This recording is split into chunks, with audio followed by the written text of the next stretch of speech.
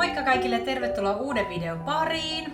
Niin kuin aiemmissa videoissa mä kerroin, niin me saatiin lainaan hautomakone meidän ystävältä ja päätettiin siis hautoa lisää meille kanoja, koska meillä on useampi kukko tällä hetkellä ja meillä on vaan 3 munivaa kanaa. Ja me kuitenkin käytetään paljon kananmunia, niin toiveessa olisi saada muutama kana lisää. Ja ne, ketkä seuraa Instagramissa, niin huomaskin, että meidän tiput on kuoriutunut. Tuolla Instagramissa varsinkin tuli tosi paljon kysymyksiä liittyen tipuihin ja hautomiseen ja kaikkeen. Niin mä ajattelin, että tämmönen vähän kattavampi video voisi olla vähän hyvä tästä aiheesta.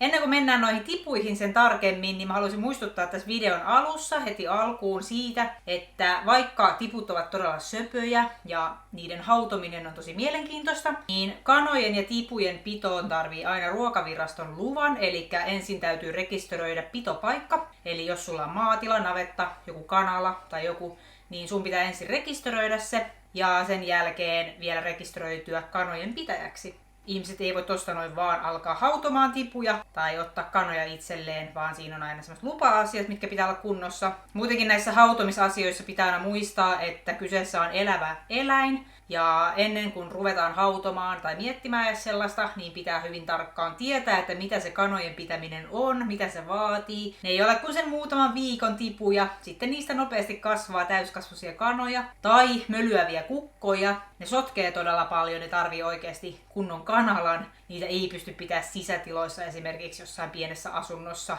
Se ei vaan toimi. Eli tuutte näkee söpöjä tipuvideoita, mutta tämmöistä asiat mun mielestä pitää ottaa huomioon, jos ruvetaan harkitsemaan esimerkiksi kanojen pitoja tai tipujen kasvattamista. Kuukausi sitten saatiin meidän tutulta maatilalta lainaan hautomakone. Meillä siis on tällä hetkellä kanoja 3 ja 3 kukkoa. Ja plus sitten kyöstikalkkuna tuolla kanalassa. Me käytetään aika paljon kananmunia, niin meillä on vähän toiveessa, että olisi kiva saada niin omasta takaa enemmänkin niitä munia.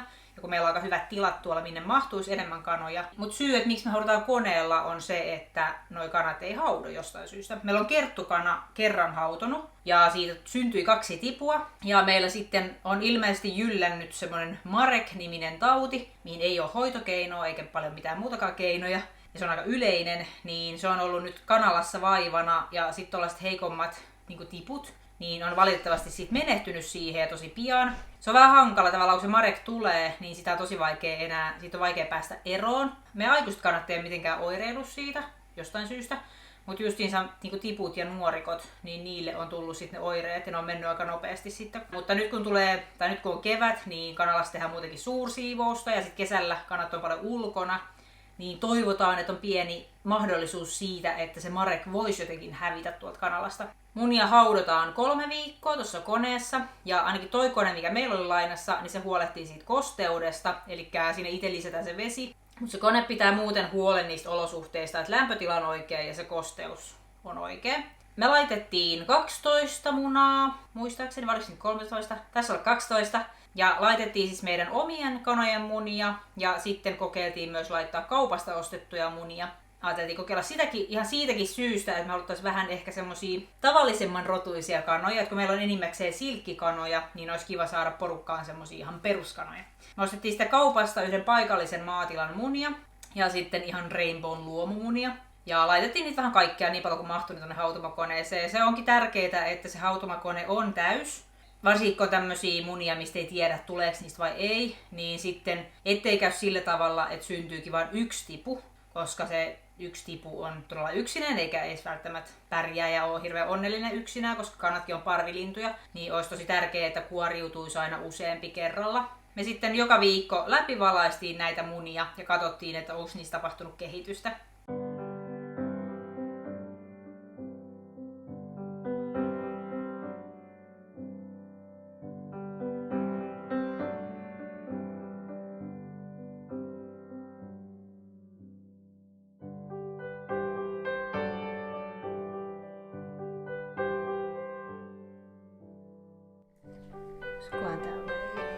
Nämä ruskeat kaupan munat on vähän vaikeita. Tässä on jotenkin paksumpi kuori, tässä on tämmöistä kuvioita tässä kuoren pinnassa. Niin tässäkin niinku en tiedä. Laitetaan varmuuden vuoksi takas. Näissä ei taina olla näissä valkoisissa kaupan munissa. Näissä ei ole ketään kotona. Munakkaaksi menee. Näin. Eiköhän nämä muuten pilalle täällä lämpöisessä. Voisiko ne syödä? Markki on vaan munakas. Munakas, onko se valmiiksi? Munakas. Valmiiksi paistunut. Tähän nää oli, mutta olikohan nää? Nää oli Rainbow luomumunia. Ei toimi. Sitten oli tosi paikallisen tilan munia, niin ne toimii. Joo, ei ole kyllä Rainbowssa elämää. Joku oli saanut Pirkka luomumunista kukon, jonka nimi on Pirkka. Kaikissa meidän omissa munissa oli elämää. Ollut ahkerat kukot. Leino on ollut ahkera. Leino on ollut kyllä ahkera, mutta se on huomannut, tai on tullut huomattuukin. Joo, sillä on monta rakastajaa. Ei niin näe mitään. Mutta en kyllä usko, että näissä on, mutta mä laitan nää silti takas nää paikallistilan munat. Eikö niissä jossain paikallistilan munissa ollut? Joo, yhdessä ainakin varmaksi. Niin. Yhdessä oli epävarma. Klöntti. Ei näistä tiedä. Ne saattaa vähän kehittyä, joskus ne menee sitten vaan niemen loppuun asti. Jännitetään vielä pari viikkoa.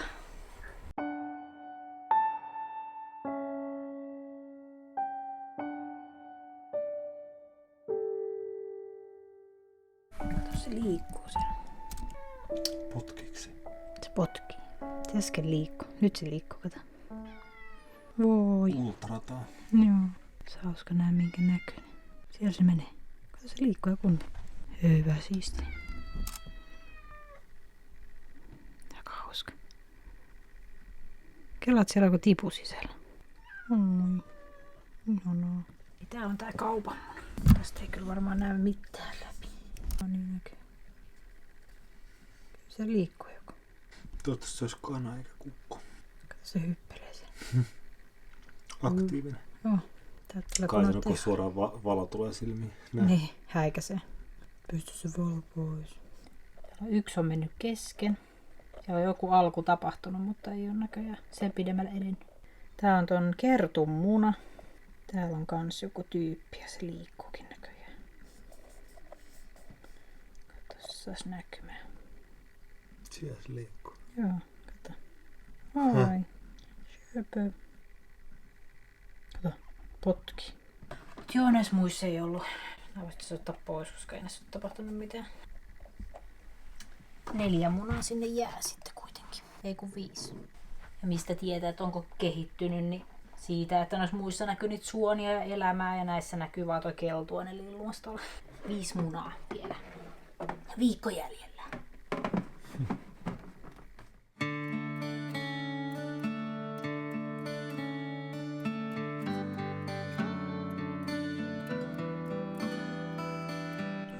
Tulin kääntelemään munia. Mikäs päivä nyt muuten? Nyt on maanantai. Elikkä päivää vaille 2 viikkoa. Ei 3 viikkoa. Joo, huomenna olisi tullut 3 viikkoa. Niin tulin siis tänään kääntämään munia, kun niitä joka päivä kääntää. Niin täällä on yksi muna rikki. Mä oon säikäri, että onko se mennyt rikki. Mut sieltä on tulossa joku tyyppi. Sieltä kuuluu chirpitystä. Tuolla. Hän kuoriutuu. Hitaasti, mutta varmasti. Tämä on aika rankkaa puuhaa tuo kuoriutuminen. Mä luulen, että tässä kestää varmaan useampi tunti, että se on tullut pois tuolta. Se odottaa päikkäreitäkin välillä. Nyt pitää vaan huolehtia, että on kosteena kunnolla noin. Me on suihkutettu vettäkin sinne vähän. Ja käydään tässä päivän mittaan katselemaan, että miten se edistyy. Että tarviiko auttaa vai tuleeko se ihan itsestään sieltä.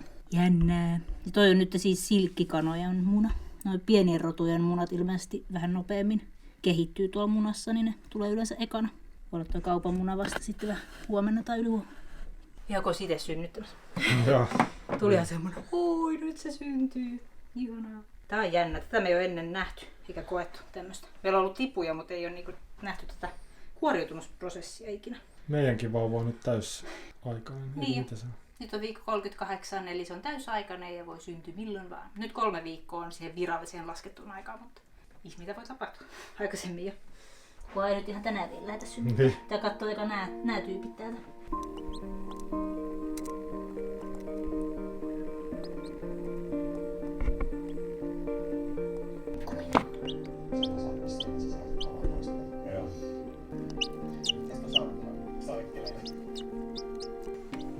Kato. Et se mitään rääppäis.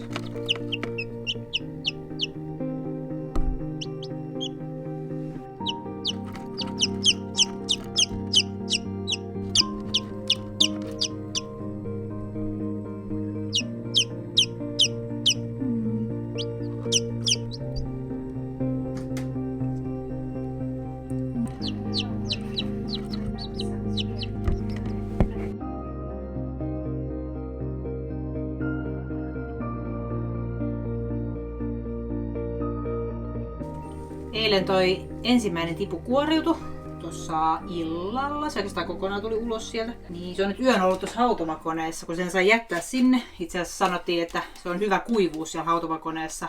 Tiput pärjää vuorokauden tai pari, niin sellaisella ruskuaspussilla, mikä niillä on tuossa navassa tai jossakin. Niin ne ei tarvitse ravintoa eikä vettä, vaan ne voi siellä rauhassa olla. Mutta nyt olisi tarkoitus siirtää sitten se yksinäinen tipu tänne. Ne muut ei ole vielä kuoriutunut. Siellä on tapahtumassa jotain pientä, mutta ei ole vielä kukaan tullut ulos. Mutta siirretään toi yksi tipu tänne. Koetaan opettaa sitä vähän syömään. Ja tipulle voi antaa ruuaksi ensimmäisenä päivinä kananmunaa. Keitettyä kananmunaa. Vähän tuntuu oudolta. Mutta itse silloin kun meillä oli tipuja joskus, niin silloin me syöttiin kanssa niitä kananmunalla. Ja sitten voi esimerkiksi, no silloin oli kesä, niin luonnosta me kerättiin ruohoa, silputtiin pieneksi. Ja sitten on semmoista tipujen rehuakin myynnissä tuollaisissa maatalouskaupoissa, mutta meillä ei nyt semmoista ole. Ollaanko täällä hereillä hengissä? Ollaan. Onko täällä muilla tapahtunut vielä? Täällä on kaupanmunassa tapahtumassa jotakin. Siellähän on hereillä. Ja jalkeilla. Kyllä. Eilen se ei mennyt millään päästä jalkeilla. Niin. Nyt on nopeasti se pääsee sitten. Hauska, miten nopeasti sitä oppii kävelemään ja sitten ne oppii syömäänkin aika saman tien ja kaikki vaan. Toivottavasti saat kavereita pian, ettei todella yksin. Se olisi kurja tilanne, jos ei mistään muusta olisi kuoriutunut kuin yhdestä. Niin sitten se olisi vähän ikävää, että olisi yksinäinen. Mutta kyllä tämä näyttää, että näistä muista on tulossa hitaasti, mutta varmasti. Tuo on pieni. Nämä silkkitiput on vielä niinku todella pieni verrattuna niinku tavallisiin tipuihin. Taas tuonne ruuan päällä, niin se heti vähän, jos sattuisi löytämään. Tälleen pitää sormella naputtaa vähän niin kuin emokin näyttäisi nokalla, että miten syödään. Siinä voi mennä hetki, että se tajuu.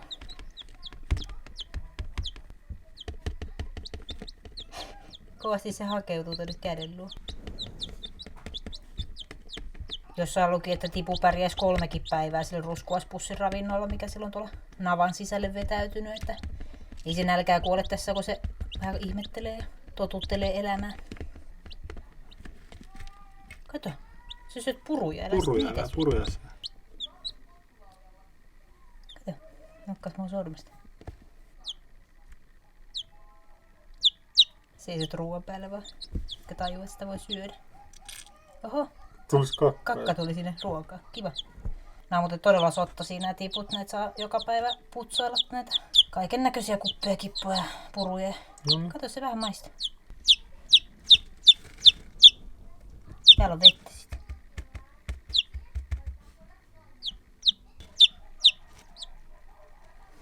Kyllä se siitä lähtee se elämä eteenpäin. Tuutko käydä alle turvaa, niin onko sun emo? Nyt sä menet uimaan sinne.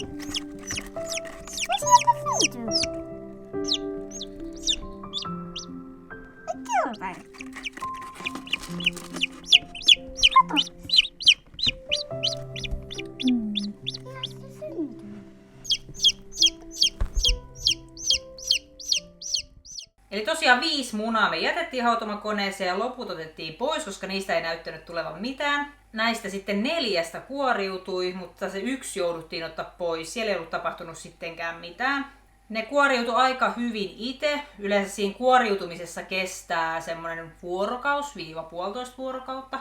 Tipujen sitä kuoriutumista ei yleensä tarvi eikä oikeastaan edes kannata hirveästi auttaa. Että se kyllä se tipu, kun se pääsee vähän alkuun, siinä kestää aika kauan. Päiväkin saattaa mennä ennen kuin se niin kuin pieni särö siitä alkaa laajenemaan. Mutta sitten se loppuvaihe tapahtuu aika nopeasti. Mutta sitä ei kannata hirveästi rupea repimään, koska siitä voi olla enemmän haittaa kuin hyötyä. Meidän tipuilla joillakin vähän kesti se niin kun turhan pitkään, niin mä varovasti sitten pinsettien kanssa semmosia osia, mitkä oli jo vähän irronnut, niin pikkasen avitin varovasti ja katoin, ettei siellä ole välissä mitään kiinni. Me tehtiin tuohon eteiseen, laitettiin siis semmoinen muovilaatikko ja sitten meillä oli ennestään jo aikaisemmilla tipuilla ollut lämpölamppu. Laatikkoon laitettiin puruja ja pieni vesiastia, mikä pitää olla todella pieni, koska tiput hukkuu helposti. Sitten vaihdetaan vaan tosi usein sinne se pieni määrä vettä. Kanathan on sekasyöjiä, eli kanat meilläkin ulkona, kun ne on, niin ne syö hyönteisiä ja ruohoa ja kaikkea, mitä ne maasta löytää. Ja sitten monet antaa esimerkiksi omien ruokien tähteitä tämmöisiä, mutta katsoo vaan, ettei niissä ole mausteita hirveästi, että sellaista puhdasta kotiruokaa voi antaa. Tipuille annetaan alkuun joko siis itse tehtyä ruokaa tai sitten ihan tipuille tarkoitettua semmoista rehua pystyy ostamaan. Me on tipuille yleensä, niin kuin aikaisemminkin, mutta myös tällä kertaa, niin tehty itse. Ja tipuille oikein hyvä ruoka alkuun on kananmuna. Eli keitetään kananmuna ja muussataan se pieneksi. Ja siis kananmunassa on kaikkia ravinteita, mitä se tipu tarvitsee kasvamiseen. Me on sitten laitettu vielä, mä oon kasvatettu itse asiassa tämmöistä ohraa ja kauraa, vähän niin kuin pääsiäiseksi. Niin mä oon tästä vielä silpunut ihan pientä semmoista ruohosilppua sinne kananmunan sekaan. Ja sitten, missä se on? No, meillä on tuolla jossakin, niin on jauhettua kananmunan kuorta, niin siitä sitten tipu saa kalkkia. Tästä tuli myös kysymyksiä, että miten ne tiput pärjää nyt ilman emoa. Niin, no ensinnäkin tärkeää on just, että niitä tipuja on useampia, eli niillä on toisistaan seuraa. Mutta muuten kanat ei ole niin ehkä riippuvaisia siitä emosta kuitenkaan, kun esimerkiksi ajattelee vaikka ihmislapsi, miten riippuvainen on äidistä. Tiput oppii nopeasti kävelemään, ne oppii nopeasti syömään itse, juomaan itse, eli ne ei tarvitse siihen sitä emon apua. Ihmisen tehtävä huolehtia, että on lämpötila oikea ja että niillä on sitä ruokaa ja vettä tarjolla siellä. Muuten ne pärjää ihan hyvin keskenään, että ei siinä mitään. Tuli myös kysymyksiä siitä, että voiko tipuilla olla kehityshäiriöitä. Niin voi olla, ja niihin pitääkin varautua, että jos lähtee hautomaan itse tipuja, niin siihen pitää varautua, että kun ne kuoriutuu, niin voi olla jotain ongelmia. Voi olla, että kaikki ei selviydy siitä kuoriutumisesta. Ja voi olla niin, että on jotain tosi vakavaa. Voi ehkä joutua lopettaakin tivun. Ja ylipäätään musta kanojen pidossa on hyvä huomioida se etukäteen ennen kuin hommaa kanoja, että niitä saa ja pitääkin pystyä itse myös lopettaa. Jos tulee sellainen tilanne, että tulee joku vakava vamma, sairastuminen tai joku semmoinen, että huomaa, että se lintu kärsii, niin se pitää pystyä myös lopettamaan asianmukaisesti. Ja tähänkin itse asiassa löytyy Ruokaviraston sivuilta tietoja. Kannattaa sieltä katsoa, ihan vaikka harkitsis kesäkanojen pitoa tai jotain, niin katso ne Ruokaviraston ohjeet, mitä pitää muistaa. Siellä on kaikki eläinsuojeluohjeistukset ja muut, mitä liittyy kanojen pitoon, niin tietää sitten, että mihin tavalla on ryhtymässä. Ja näistä tipuista siis ilmeisesti 2 on valkoisia silkkikanoja, tai niiden jälkeläisiä ainakin. 1 tietääkseni on kertun, eli meidän mustan kanan. Ja sitten 1 näistä munista niin oli sitten tämän paikallisen tilan, eli yhden kaupan munan tulos. Ja se onkin sitten semmoinen niinku ihan tipun näköinen, eli semmoinen keltainen ja vähän isompi, kun nämä silkkitiput on taas semmoisia pieniä vaaleita ja vähän pörrösiä. Ja tästä tuli myös kysymyksiä ihmettelyä paljon, että voiko oikeasti kaupan munistakin kuoriutua tipuja, että miten se on mahdollista. Eli siihen vaikuttaa se, että jos on semmoinen kanala, missä on ollut kukko, niin siinä on silloin aina pieni mahdollisuus, että nämä kananmunat on hedelmöittyneitä ja silloin kun ne laittaa oikeisiin olosuhteisiin, niin niistä voi rupea kehittymään sitten tipuja. Sitten tuli kysymyksiä, että tunnistaako noista sukupuolta vielä, niin mä en ainakaan tunnista. Jotkut pystyy ilmeisesti tunnistamaan sen sukupuolen jo tässä vaiheessa, mutta mä en itse pysty. Et mä aiotaan odottaa, että tiput kasvaa ja kehittyy ja sitten katsoa, että kuka rupeaa kiekkumaan ja kuka ei. Ja tästä tuli kysymyksiä, että mitä me tehdään, jos tulee useampi kukko. Toivottavasti ei tule, olisi kiva tosiaan saada niitä kanoja enemmän, koska kukkoja meillä piisaa. Ja meillä on itse suunnitelmissa kans vähän kanalan uudistusta. Meillä olisi yksi toinen tila, mitä me voitaisiin ehkä pikkasen laittaa sellaiseksi lintutaloksi. Ja siellä olisi useampi huone, niin sitten me pystyttäisiin paremmin jakamaan näitä parvia, että voisi olla niin kuin eri kukkoja eri tiloissa omien kanojensa kanssa, että ei tulisi sitä tappelua. Mutta sitä vielä suunnitellaan ja katsotaan vähän, että miten toi meidän parvi tosta nyt kasvaa. Mutta tiput on nyt tässä sisällä muutaman viikon, kunnes kasvavat ja kehittyvät ja ei tarvii enää sitä lämpölampua. Sitten kun toi kesä tulee ja ilmat paranee, niin meillä on toi ulkotarha tuossa pihalla, niin me on mietitty, että siihen voisi esimerkiksi laittaa tiput ensi alkuun, koska niitä ei voi ihan suoraan viedä kanalaa aikuisten kanojen seuraan, kun aikuiset kanat saattaa sitten nokkia niitä, eikä ota niitä sinne parveen heti mukaan, niin ne pitää tosi varovasti totuttaa toisiinsa ja odottaa, että ne tiput kasvaa tarpeeksi.